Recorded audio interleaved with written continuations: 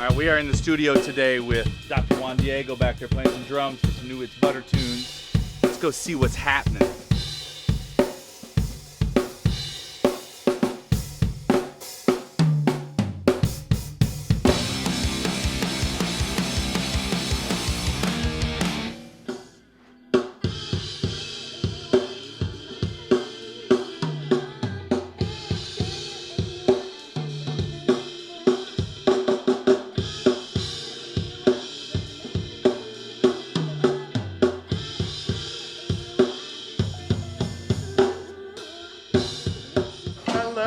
Brother, what's up, guys? Introduce yourself, man. What's up, guys? I'm Diego, drummer for It's Butter. You guys can follow us at Hello It's Butter. We're on everything. We're here with Charlie tracking the new EP for next year. And yeah, it's 4 great songs. And yeah, just you guys are gonna love it. We've spent all day doing drums and we've had some fun doing it. It's been a good time actually. And we had fun picking out the kit for this one because we kind of just went and hit things, right? Mm-hmm. So what did we end up with? Tell us what we ended up picking out. So we ended up picking out top of the line bass drum. It's actually a Pearl Forum. A lot of you guys might not have heard of it. It's a pretty weird bass drum, but yeah, it sounds great, honestly. Hey, you guys don't laugh, man, because that kick drum is one of my best kick drums. The low end on it beats every other drum I have. It's pretty bitchin'. I bought the whole kit for $200. We tried a bunch of other bass drums, by the way. This was the best one. That was the winner. And then we ended up with some Gretsch toms, the 12 and the 14. And then what's your snare? What'd you bring today? And the Joy Jordison 13 by 6.5. And it sounds, man, the thing has a real bite to it. And then I added some compression, added more of a bite.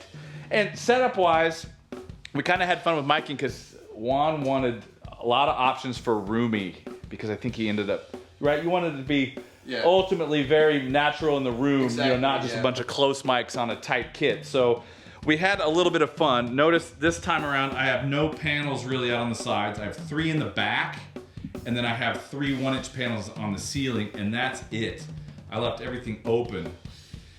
Kick, ATM 250, and my Roswell Mini K, which sounds amazing. What's some of the different stuff? Everybody's seen the toms with the Heil PR30s because they rock.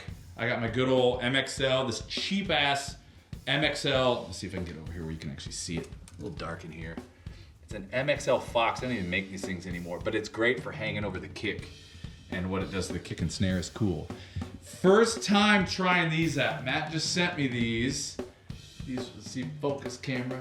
Come on, autofocus, don't fail me now. These Roswell Pro Audio Mini K87s. And I went with a kind of a quasi ORTF just because of Juan's setup. It just made sense and they sound really good. I'm impressed. So back to that ambient thing. We did a couple things. One, here in the front, we have a red 12 from 12 gauge mics. Same distance from the snares, the overheads. Those 3 mics actually make a really cool kind of open vibey tone. But the room, here's what we did. You've all seen, if you've watched the videos, you know how much I love these Audio-Technica 4080 ribbon mics.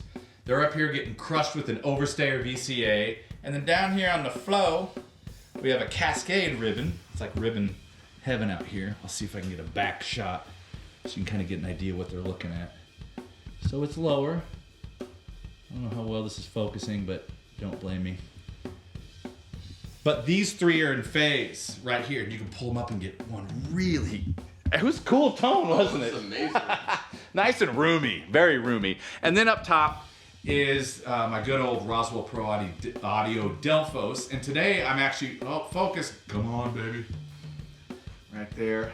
And they're pretty high up. Let's see if I can get camera vantage point here. So you get an idea how much of the room it's seeing. Quite a bit. They're about 20 feet or so from the kit. And they're getting crushed with a Heritage Audio successor, which is pretty freaking cool. So anyway, that's the setup. Juan, you killed it today. Thank you. Yep. I'm gonna do a quick run through of the console real fast, but we're gonna listen to him play a little bit more. All right, see you in a second.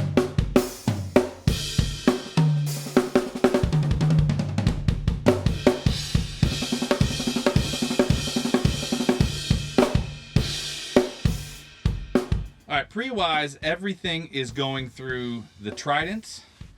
we have it all up here. So kick, there's in and out, and the snare, the two top snares.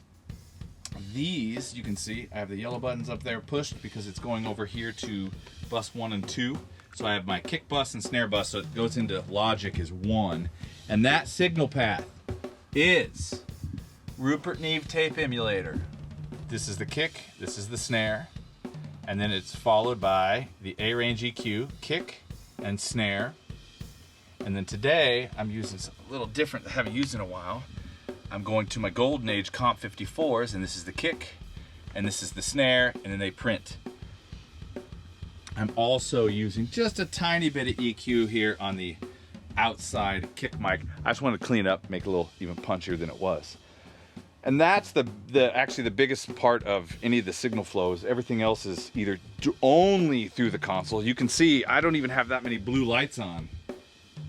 You know, little outside kick, little rack tom, and a little the mono room. Everything else is mic placement and Dr. Juan Diego back there smacking the crap out of the kit. It's fantastic. The big rooms, the Delphos going through this Heritage Audio successor, which I'm just getting to get my hands on, and I can tell you it sounds fantastic.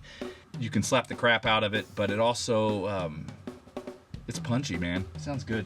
The mono room is getting a little bit of the warm audio, the WA-76.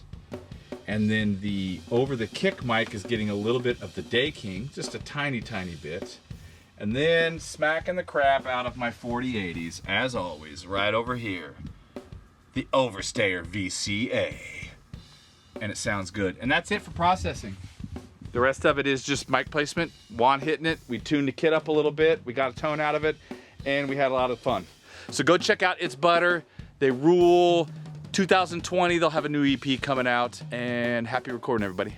See ya.